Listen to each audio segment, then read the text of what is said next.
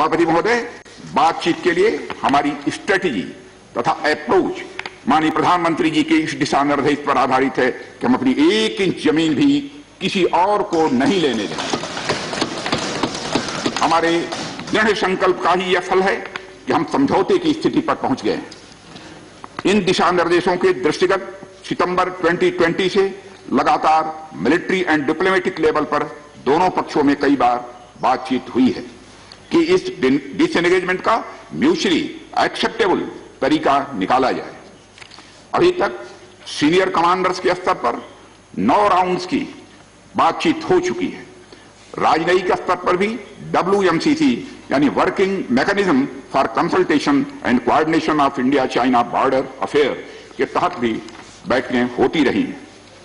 सभापति महोदय, मुझे सदन को यह बताते हुए खुशी हो रही है कि हमारे इस अप्रोच तथा सस्टेन्ड टॉक्स के फलस्वरूप चीन के साथ पैंगोंग लेक के नॉर्थ एवं साउथ बैंक पर डिसएंगेजमेंट का समझौता हो गया है।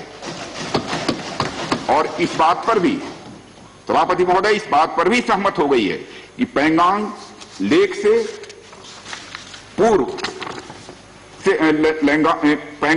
से पूर्ण डिसएंगेजमेंट के 48 आवर्स के अंदर सीनियर कमांडर स्तर की बातचीत हो तथा बाकी बचे हुए मुद्दों पर भी हल निकाला जाए।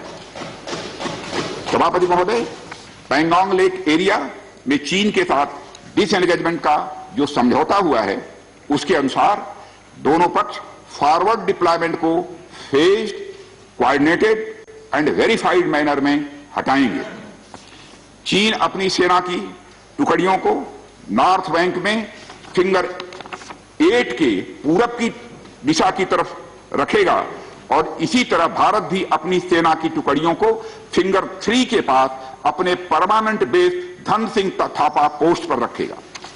इसी तरह की कार्रवाई साउथ बैंक एरिया में भी दोनों पक्षों द्वारा की जाएगी। ये कदम आपसी समझौते के तहत बढ़ाए जाएंगे तथा जो भी निर्माण आदि दोनों पक्षों द्वारा अप्रैल 2020 से नॉर्थ एंड साउथ बैंक पर किया गया है उन्हें हटा दिया जाएगा और पुरानी स्थिति कायम कर दी जाएगी।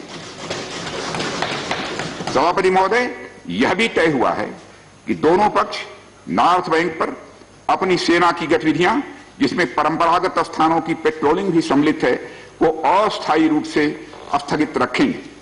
पेट्रोलिंग तभी शुरू की जाएगी जब सेना एवं राजनयिक स्तर पर यानी डिप्लोमेटिक लेवल पर आगे बातचीत करके समझौता बनेगा।